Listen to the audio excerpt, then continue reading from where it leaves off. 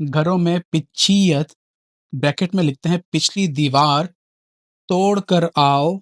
सवाल गंदम और जवाब चना। बिस्मिल्लाहिर्रहमानिर्रहीम।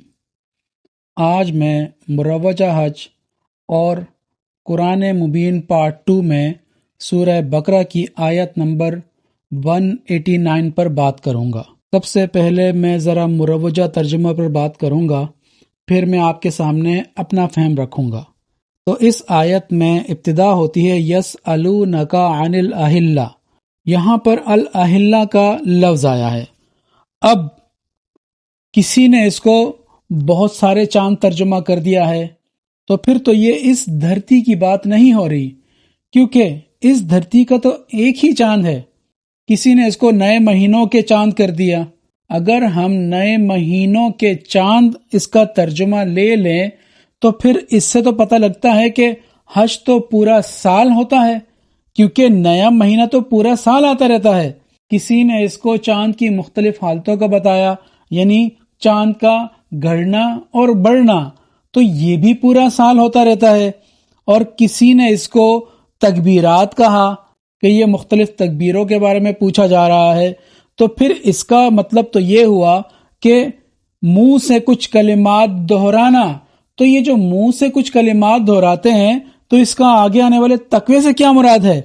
किसी ने इसको हज के लिए ऐलानात कह दिया। अगर ऐलानात से भी तशबीह दे दी तो इससे भी साबित नहीं होता कि ये किसी मखसूस महीने में होता है, क्योंकि आगे ना तो महीने का लफ्ज आ रहा है और ना किसी दिन और तारीख का। पूरे कुरान में जुल्हज नामी महीने का तस्करा तक नहीं आया। ये लोग बाहर से या तारीख से एक नाम लेकर उसको कुरान मुबीन पर थोपने की कोशिश करते हैं। सवाल अल अहिल्ला के बारे में है और आगे पूरी आयत के इख्तिताम तक उसका जवाब दिया जा रहा है। इसका मतलब यह है कि अगर आपने अल अहिल्ला कोई मफहूम निकालना भी है तो उसको आपने इस आयत के एंड तक लिंक अप करना है, हर लफ्ज के साथ, वो मैच करता हो हर लफ्ज के साथ।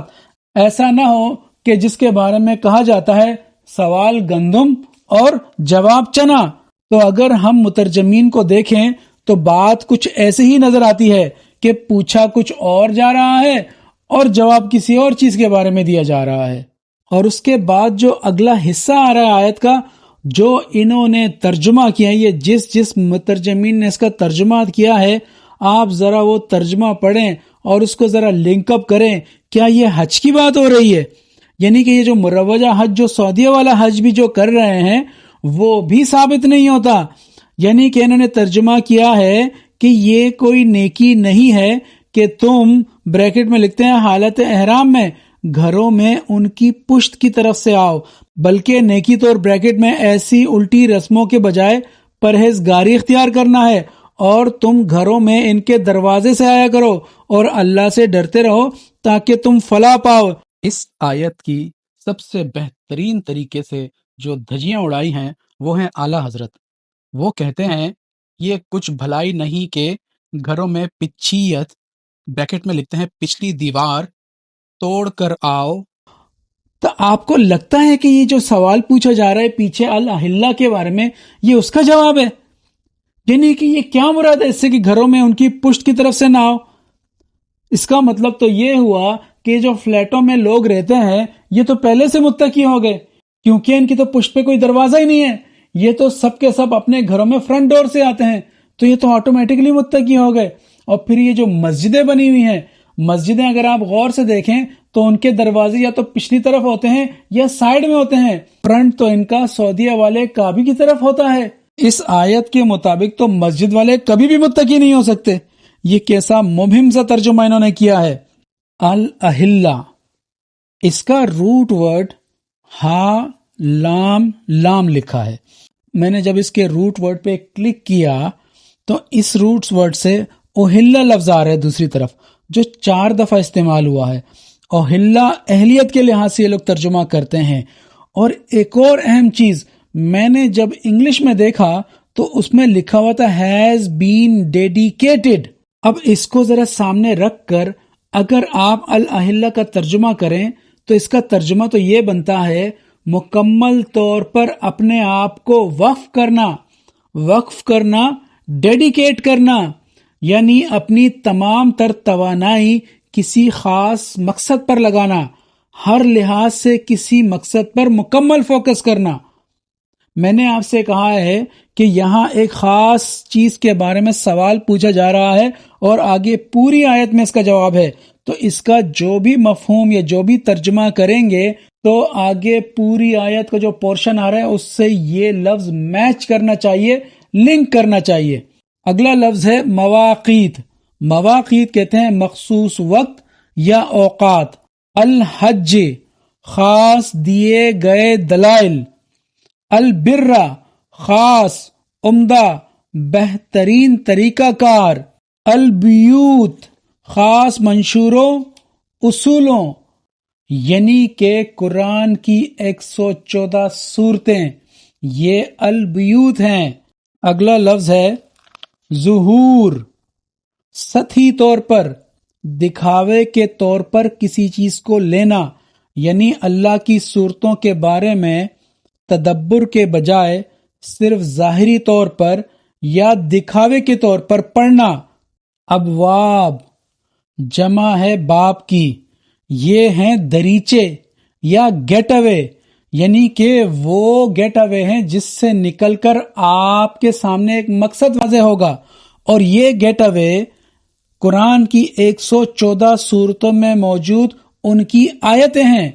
اب یہ جو ابواب ہے یہ جمع میں ہے، اگر آپ دیکھیں تو کم سے کم 3 ابواب ہونے چاہیے، یعنی ہر بیت کے کم سے کم 3 باب ہونے چاہیے۔ اگر آپ اس تناظر سے دیکھیں تو سورہ کوثر سب سے چھوٹی سورت ہے قرآن پاک کی، اور دیکھیں اس کی کم سے کم کتنی آیتیں ہیں، 3 آیتیں ہیں، یعنی سورہ کوثر وہ بیت ہے جس کے 3 گیٹ اوے ہیں، جس کے تھرو ہوتے ہوئے، جس کے وایا ہوتے ہوئے آپ کو سورہ کوثر سمجھ میں آئے گی۔ یعنی کہ یہ جو ابواب ہیں یہ قرآن کی صورتوں کی وہ آیتیں ہیں کہ جس میں تدبر کر کے آپ کو وہ پوری صورت سمجھ میں آئے گی۔ جیسے سورہ البقرہ ہو گئی، اس کی آیتوں کے تھرو ہی آپ کو سورہ بقرہ سمجھ میں آئے گی۔ اب میں مکمل ترجمہ رکھتا ہوں آپ کے سامنے۔ یہ آپ سے سوال کرتے ہیں مکمل طور پر ڈیڈیکیشن کے بارے میں، وقف کے بارے میں۔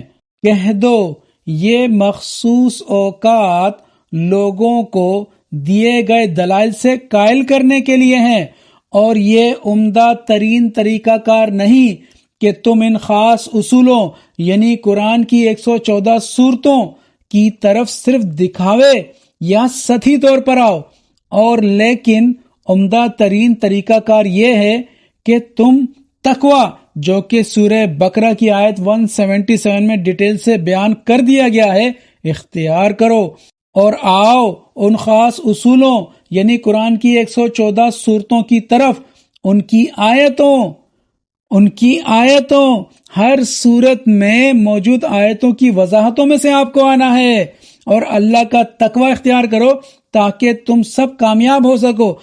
اب آپ ذرا الاحلہ کو لنک کریں، یعنی کہ اپنے آپ کو مکمل طور پر ڈیڈیکیشن کے ساتھ، اپنے آپ کو مکمل طور پر وقف کر کے اپنی تمام تر توانائی، وقت قرآن کی صورتوں کو سمجھنے کے لیے ان کی آیتوں میں موجود خاص پیغام سمجھنا ہے، اور اسی کے ذریعے لوگوں کو قائل کرنا ہے، کیونکہ جب تک آپ فوکس نہیں کریں گے ان دلائل پر تو قائل کیسے کریں گے؟ اگر آپ صرف سطحی طور پر یا دکھاوے کے لیے قرآن کی صورتوں کی طرف آئیں گے تو پھر تو حال آپ کے سامنے ہے۔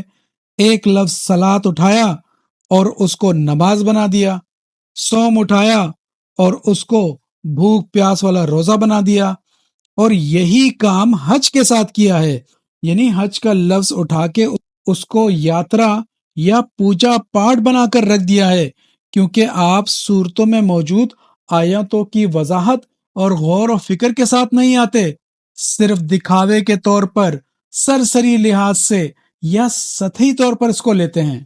اور دیکھیں یہاں تقوی کا بھی تذکرہ ہو رہا ہے، یعنی کہ جب آپ مکمل طور پر اپنی ڈیڈیکیشن، اپنے آپ کو وقف کر لیں گے اس صورت کو سمجھنے کے لیے اس کی آیتوں کے ذریعے سے، تو اسی سے تقوی ملے گا، اور اسی کو آگے جا کے کہا گیا ہے کہ اللہ کا تقوی اختیار کرو تاکہ تم سب کامیاب ہو سکو۔ تو کامیابی تو اسی صورت میں ملے گی جب ہمیں اللہ کی صورتوں میں موجود، اس کی آیتوں میں موجود وہ جو خاص پیغام ہے وہ سمجھ میں آئے گا، جب ہم اس کو ڈیڈیکیٹ کر کے مکمل طور پر ہر چیز سے ہٹ کر اس پر فوکس کر کے اپنی تمام تر توانائی، اپنا تمام تر وقت اس کو سمجھنے کے لیے لگائیں گے، تو اسی سے ہمیں تقوی بھی نصیب ہوگا اور اسی سے ہم فلاح بھی پائیں گے۔